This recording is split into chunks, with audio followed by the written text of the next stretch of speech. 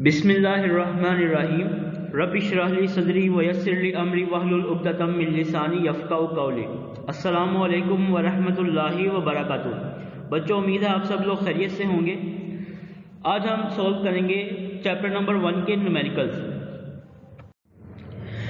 Numerical number 1 है sulphuric acid is the king of chemicals. If you need 5 moles of sulphuric acid for a reaction, how many grams of it will you weigh. वो कह रहा है कि अगर आपको कहा जाए कि आपने सल्फ्यूरिक एसिड के 5 मोल जो हैं वो कलेक्ट करने हैं किसी रिएक्शन के लिए, तो आप उसका कितना वज़न करेंगे, कितना वेट करेंगे। दूसरे लफ्ज़ों में उसने हमें नंबर ऑफ़ मोल्स दिए हुए हैं, हमने उसका मैथ फाइंड आउट करना है। तो सबसे पहले हमें जो क्वेश्चन की स्टेटमेंट के अंदर डाटा दिया हुआ है, इन्फॉर्मेशन दी हुई है, उसको हम लिखेंगे। हेडिंग लिखेंगे आप डाटा, या फिर गिवन डाटा की हेडिंग देंगे आप। सबसे पहले हम लिखेंगे number of moles of sulphuric acid. Sulphuric acid का मॉलिक्यूलर फार्मूला आप जानते हैं, H2SO4 उसका फार्मूला होता है। तो उसने नंबर ऑफ मोल्स हमें क्वेश्चन में बताए हुए हैं 5 मोल्स। हमसे क्या पूछ रहा है वो, how many grams of it will you weigh. तो वो कह रहा है कि उसका वजन क्या होगा ग्राम्स के अंदर। तो हम लिखेंगे मोलर मैथ। सबसे पहले हमने फाइंड करना है सल्फ्यूरिक एसिड का मोलर मैथ। हम कैसे फाइंड करते हैं मोलर मैथ के लिए, हमें जितने भी उस फार्मूला के अंदर एटम्स होते हैं उनको उनके नंबर ऑफ एटम्स से मल्टीप्लाई करके एटॉमिक मैसेज को हमने जमा करना होता है। तो वो कैसे करेंगे, फॉर एग्जांपल सल्फ्यूरिक एसिड का हाइड्रोजन का मैस होता है 1, ठीक है। तो 1 हमने इसका मैस ब्रैकेट में लिख दिया, और इसमें 2 एटम्स हैं हाइड्रोजन के, इसलिए उसको हमने 2 से मल्टीप्लाई कर दिया। सल्फर का मैस होता है 32, क्योंकि सल्फर का एक ही एटम है इसलिए हमें उसको मल्टीप्लाई करने की ज़रूरत नहीं है। ऑक्सीजन का मैस होता है 16, तो क्योंकि ऑक्सीजन के 4 एटम्स हैं हमने 16 को 4 से मल्टीप्लाई किया। इसको जब हम सोल्व करेंगे तो हमारे पास आंसर आता है 98। तो सल्फ्यूरिक एसिड का मोलर मैस है 98। आगे यूनिट लिखेंगे हम ग्राम्स पर मोल। मोलर मैसेज का यूनिट होता है ग्राम्स पर मोल। हमने फाइंड क्या करना है इसके अंदर, इसका मैस फाइंड करना है कि 5 मोल सल्फ्यूरिक एसिड का मैस क्या होगा। अब हम इसको सॉल्व करेंगे। हमने फॉर्मूला पढ़ा हुआ है number of mole is equal to mass divided by molar mass, ठीक है। मैस की जगह पे गिवन मैस भी लिखा होता है, number of mole is equal to given mass divided by molar mass. तो इस फॉर्मूला को हम यूज़ करेंगे। नंबर ऑफ मोल हमें क्वेश्चन में पता है, मोलर मैस हमने खुद कैलकुलेट कर लिया है। तो इस फॉर्मूला के अंदर हम वैल्यूज पुट करेंगे तो हमें जो है सल्फ्यूरिक एसिड का मैस मिल जाएगा। मैस क्योंकि मोलर मैस हमें अकेला चाहिए, तो हम मोलर मैस को क्या करेंगे, उस दूसरी साइड पर लेकर जाएंगे। तो molar mass number of mole से मल्टीप्लाई होगा, ठीक है। Number of moles multiplied by molar mass, इससे हमें उसका मैस पता चल जाएगा। फॉर्मूला में वैल्यूज पुट करेंगे, mass is equal to number of mole की जगह पे हमने 5 लिख लिया, मोलर मैस की जगह पे 98 लिख लिया। 98 को 5 से मल्टीप्लाई करेंगे तो हमारे पास आंसर आएगा 490 ग्राम्स। तो आंसर हम इसका क्या लिखेंगे, 490 grams of sulphuric acid have 5 moles. इस तरह हमने क्या किया कि नंबर ऑफ मोल्स को हमने मैस में कन्वर्ट किया। आपको मुख्तलिफ एटम्स के जो एटॉमिक मैसेज हैं वो याद होने चाहिए, ताकि आप क्वेश्चन के अंदर न्यूमेरिकल के अंदर आप उसका मोलर मैस जो है वो कैलकुलेट कर सकें। न्यूमेरिकल नंबर 2 है calcium carbonate is insoluble in water. वो कह रहे हैं कि कैल्शियम कार्बोनेट एक कंपाउंड है, वो पानी में सोल्युबल नहीं है, पानी में डिजोल्व नहीं होता। If you have 40 grams of it, अगर आपके पास कैल्शियम कार्बोनेट के 40 ग्राम्स हो, how many calcium ion and carbonate ions are present in it. वो कह रहा है कि 40 ग्राम कैल्शियम कार्बोनेट के अंदर कैल्शियम आइन कितने होते हैं और कार्बोनेट आइंस कितने होते हैं। तो इन अदर वर्ड्स हमने इसमें नंबर ऑफ आइंस को कैलकुलेट करना है। तो सबसे पहले हम डाटा लिखेंगे इसका, जो स्टेटमेंट में उसने हमें बताया हुआ है।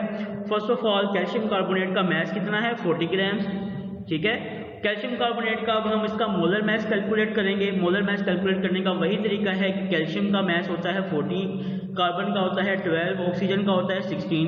क्योंकि ऑक्सीजन के 3 एटम्स हैं, हम इसको 3 से मल्टीप्लाई कर देंगे 16 को। तो हम इसको जब कैलकुलेट करते हैं तो हमारे पास आंसर आता है 100 ग्राम्स पर मोल। कैल्शियम कार्बोनेट का मोलर मैस है 100 ग्राम्स पर मोल। हमने इसमें फाइंड क्या करना है, number of moles of calcium ion and number of moles of carbonate ions. तो ये हमारे पास डाटा हमने लिख लिया। अब हम इसको सॉल्व करेंगे। तो चैप्टर नंबर 1 में जितने भी न्यूमेरिकल्स हैं, अगर उसने नंबर ऑफ मोल्स आपको क्वेश्चन में नहीं बताए हुए तो सबसे पहले आपने क्या करना है, उसमें नंबर ऑफ मोल्स फाइंड करने हैं। नंबर ऑफ मोल्स फाइंड करने का फॉर्मूला आपको याद है, number of mole is equal to mass divided by molar mass, ठीक है। मैस उसने दिया हुआ है 40, मोलर मैस हमने कैलकुलेट किया है 100। हम इस फॉर्मूला में वैल्यूज पुट करेंगे, 40 डिवाइडेड बाय 100 हमारे पास आंसर आता है 0.5 मोल, यानी कि 40 ग्राम अगर कैल्शियम कार्बोनेट हो तो उसके अंदर उसके 0.4 मोल्स होते हैं। नेक्स्ट हमने क्या करना है, नेक्स्ट हमने इसमें कैल्शियम कार्बोनेट के number of formula units calculate करने हैं। ठीक है, कैल्शियम कार्बोनेट क्योंकि एक आयोनिक कंपाउंड है ना, इसलिए इसको हम फार्मूला यूनिट इसके लिए लफ्ज़ इस्तेमाल करेंगे।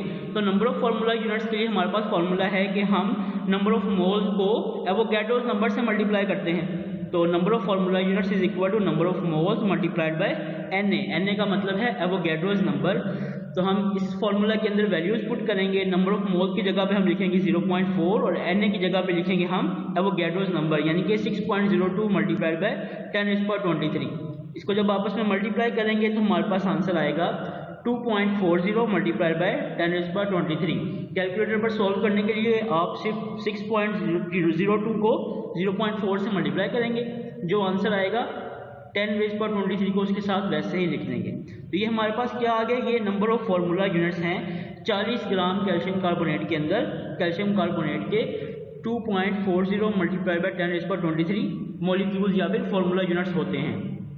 हमने क्या करना था, हमने नंबर ऑफ कैल्शियम आयन और number of carbonate ion find करने हैं।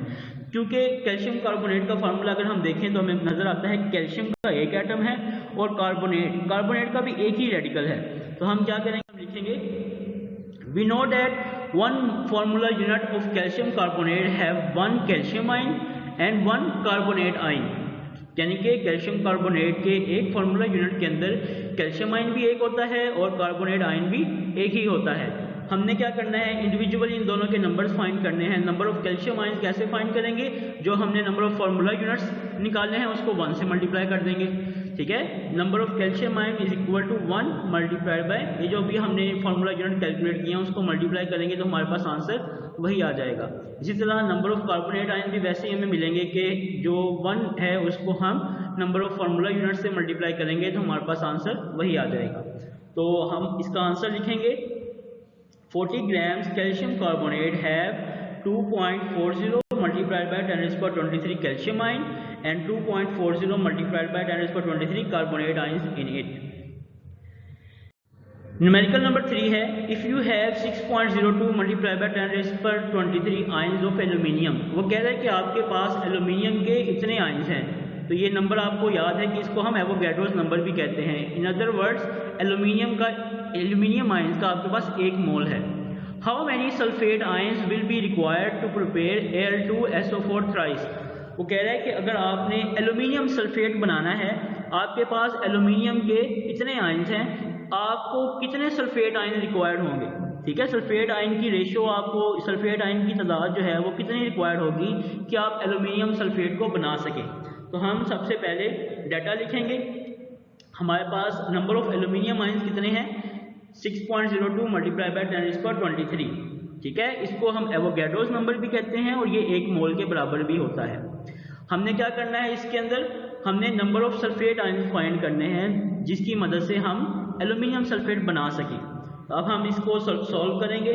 सबसे पहले हमने क्या करना है, हम इसके अंदर यूनिटी मेथड को इस्तेमाल करेंगे, यानी कि हम पहले ये फाइंड करेंगे कि क्योंकि इस फार्मूला के अंदर आप देख रहे हैं कि 2 एल्यूमिनियम आयन है, Al2 लिखा हुआ है ना, और सल्फेट आयन 3 हैं। ब्रैकेट के बाहर क्योंकि 3 लिखा हुआ है तो इसका मतलब है कि एक फार्मूला यूनिट के अंदर 2 एल्यूमिनियम आयन हैं और 3 उसके अंदर सल्फेट आयंस हैं। ठीक है, तो हम सबसे पहले लिखेंगे we know that 2 aluminium ions are required 3 sulphate ions to make aluminium sulphate. यानी कि अगर हम एल्यूमिनियम सल्फेट बनाना चाहें, इसका एक फार्मूला यूनिट बनाना चाहें, तो हमें क्या चाहिए होगा, हमें 2 एल्यूमिनियम चाहिए होंगे और 2 एल्यूमिनियम के साथ 3 सल्फेट आयन रिएक्ट करेंगे, फिर एल्यूमिनियम सल्फेट बनेगा।